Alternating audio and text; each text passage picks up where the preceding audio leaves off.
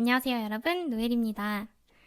지난번 저의 첫 번째 임신, 첫 번째 유산 이야기에 이어서 두 번째 임신, 그리고 두 번째 유산에 대한 이야기를 드리려고 해요. 두 번째 유산은 정말 제 친구들도 모르고 가족들도 모르는 이번 브이로그를 통해서 처음으로 말씀드리는 이야기예요. 그때는 정말 힘들고 어려운 시간이었는데 시간이 많이 지나고 여러 경험들을 거치면서 지금은 그때 그런 감정들 다 털어내고 극복할 수 있어서 이렇게 말씀을 드릴 수 있는 것 같아요. 저의 첫 번째 유산이 끝나고 소파수를 하고 나면은 약 한 달 뒤에 다시 생리를 시작하게 되는데 그러면 다시 가임기 돼요. 다시 임신 시도를 할 수 있게 되는 거죠. 의사 선생님은 사실 문제가 없어서 바로 임신을 시도해도 된다고 했는데 바로 시도하기에는 조금 무리가 있지 않을까 싶었지만 그렇다고 피임을 하지는 않았어요. 배란일에 맞춰서 임신 시도를 적극적으로 하지도 않았어요. 그리고 저희가 첫 임신 때 삿포로로 태교 여행을 가려고 예약을 해둔 게 있었는데 유산을 하고 이왕 이렇게 된 거 조금 먼 곳을 갔다 오자 해서 미국으로 여행을 갔다 왔어요. 그리고 예정일이 되었는데 생리를 안 하는 거예요. 그래서 저는 여행의 영향도 있고 또 소파술 때문에 조금 생리가 늦춰지나 보다 싶어서 3, 4일간을 그냥 기다렸는데 혹시 몰라서 생리 예정일이 지나고 임신 테스트기를 해봤는데 양성이 나온 거예요.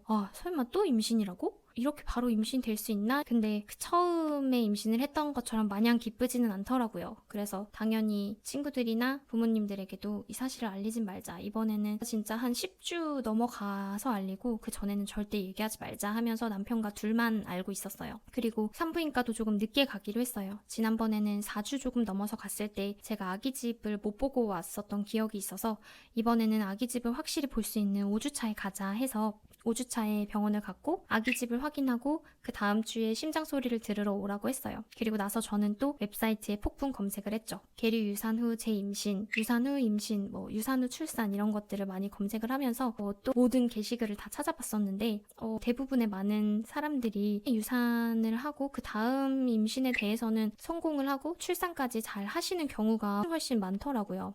그래서 저도 좀 걱정을 내려놓았던 것 같아요. 하지만 태명을 지어주진 못했어요. 첫 번째 임신 때 태명을 자주 불러줬었는데 심장 소리도 못 듣고 그렇게 보내줬던 게 생각이 나다 보니까 이번에는 적어도 심장 소리를 듣고 태명을 지어주자라고 생각을 했어요. 그리고 나서 6주차에 산부인과를 갔어요. 이번에는 남편 없이 제가 혼자서 갔는데 선생님이 이번에는 고산환자라고 하시는 거예요.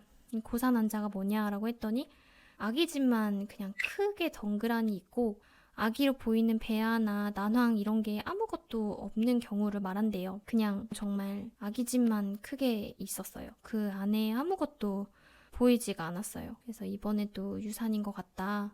다시 소파수를 해야 될 것 같다고 하더라고요. 그때는 눈물도 안 나고 정말 무슨 일이지? 멍했어요. 생각이 아무것도 안 나고 멍한 상태로 있었고 그러다 정신을 차리고 근데 왜 나한테 이런 일이 또 일어나지? 내가 진짜 뭔가 문제가 있구나. 내 몸에 어떤 문제가 확실히 있구나 싶었어요.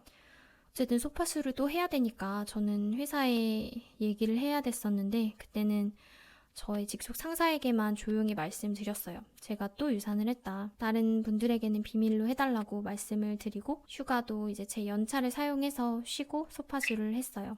그래도 첫 번째 시술보다는 많이 아프진 않았어요. 그렇게 고통스럽진 않았지만 그래도 2번이나 그렇게 유산을 하고 육체적으로 정신적으로 되게 많이 힘들었었던 것 같아요. 왜 내가 이런 소파술이라는 거를 1년에 2번이나 이렇게 연달아서 겪어야 되는 거지? 나만 이렇게 아파야 돼? 오빠는 왜 이렇게 아무렇지도 않아? 나만 이렇게 힘들고 왜 여자만 이렇게 고생을 해야 돼? 하면서 정말 남편에게도 모진 말을 많이 했었고 그냥 얘기할 때마다 시도 때도 없이 울고 혼자 방 안에 있으면 울고 가만히 있으면 울고 일하다가도 가만히 있으면 눈물이 나더라고요. 그리고 이번에는 소파수를 할 때 배아 염색체 검사도 같이 하기로 했어요. 그 아기집을 꺼내서 유산의 원인이 있는지 염색체 이상이 있는지 확인을 하는 거였는데 그게 한 비용이 30만 원 정도로 꽤 비싼 편이거든요. 첫 번째 유산 때는 사실 한 번에 해프닝으로 끝날 줄 알고 진행을 안 했었는데 이번에는 선생님도 권하셔서 염색체 검사도 진행하고 저는 습관성 유산 검사라는 걸 하게 됩니다. 습관성 유산이란 이유 모를 유산이 3회 이상 지속되는 경우를 말하는데 요즘은 2번 이상 유산을 하더라도 이 검사를 하는 경우가 많더라고요. 하지만 2번 유산을 하고 이 검사를 하게 되면 보험 적용이 안 돼서 비용이 되게 많이 들어요. 이것도 병원마다 다르지만 한 80만 원에서 100만 원 정도까지 많이 들더라고요. 그런데 그렇다고 3번이나 유산이 될 때까지 기다릴 수는 없잖아요. 그래서 이번에 습관성 유산 검사를 하기로 했고, 그리고 유산을 하더라도 이 유산 확인서를 통해서 임신을 할 때처럼 100만 원 바우처를 받을 수 있거든요. 근데 이거에 대한 또 슬픈 기억이, 제가 첫 번째 유산을 하고 얼마 안 돼서 또 이렇게 임신을 하고 유산을 하다 보니까 그 전에 기록이 너무 짧아서 웹상으로는 이 지원금 신청이 안 되고, 제가 직접 근처에 건강보험공단에 가서 유산 확인서를 제출해야지만 돈을 받을 수 있다고 하더라고요. 그래서 직접 근처 공단에 가서 유산임을 확인을 했는데, 관계자분이 이제 임신을 이때 하고 유산을 했냐, 그런데 이번에 또 임신을 하고 유산을 했냐, 그래서 이런 절차상으로 당연히 거쳐야 되는 과정인데, 그런 거를 말하고 이제 제출하는 과정에서 제 마음이 더 많이 힘들었었던 것 같아요. 그때 그 슬픈 기억이 정말 아직도 머릿속에 남아있을 정도로 좀 힘들었었던 것 같아요. 그렇게 2번 유산을 하니까 이제는 지하철만 타도 그 임산부 성만 바라봐도 너무 눈물이 나더라고요.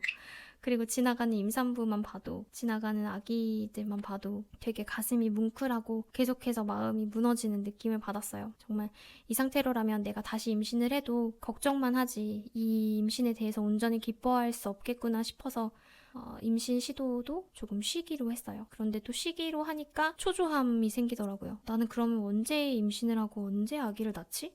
다른 친구들은 정말 이런 이벤트 하나 없이 너무 잘 임신하고 출산을 잘하는데 왜 나한테만 이런 일이 벌어지는 걸까? 나는 다른 친구들보다 더 건강하고 그 친구보다 더 운동도 많이 하는데 왜 나한테 이런 일이 생겼을까 하면서 계속해서 비교를 하면서 제 자신을 더 초라하게 만들었던 것 같아요. 그리고 제일 힘들었던 거는 내가 정말 아기를 낳을 수 있을까라는 마음이 머릿속에서 떠나지를 않더라고요. 내가 임신을 다시 하고 정말 배가 불러오고 심장 소리를 듣고 출산을 한다는 게 이제는 상상이 안 되는 거예요. 2번이나 실패를 하니까 이 성공에 대한 막연함이 생기고 그거에 대한 두려움과 무서움이 점점 커지면서 나에게 임신이 너무 큰 스트레스로 다가왔었어요. 그래서 정말 견디기 힘든 나날을 보내다가 용기를 내서 정말 친한 친구에게만 이 2번째 유산에 대해서 이야기를 하는데 2번이나 이렇게 임신이 잘 된 거면은 유산의 원인을 확인하면 바로 임신이 되지 않을까 하면서 제 마음을 좀 가볍게 만들어 주더라고요. 그리고 또 사실 그런 쪽으로 또 생각을 해보면 그래, 나는 임신은 되게 잘 되는 편이니까 원인만 알면 잘 해결할 수 있지 않을까 하는 희망도 가져보고 조금 더 마음을 긍정적으로 생각하려고 많이 노력했던 것 같아요. 그렇게 시간이 지나고 또 어느 정도 저도 회복을 많이 했기 때문에 지금에서야 이렇게 2번이나 유산을 한 경험에 대해서 말씀드릴 수 있지 않을까 싶고, 제가 다음번에는 그 다음으로 겪었던 습관성 유산 검사에 대해서 좀 더 자세히 말씀을 드릴게요. 오늘도 이렇게 영상 시청해주셔서 감사하고, 유산을 겪으신 분들에게 정말 마음을 다해 위로를 전하고 좋은 아기가 찾아와 주기를 기도드릴게요. 영상 시청해주셔서 감사해요. 저는 다음에 또 만나요. 안녕. 안녕.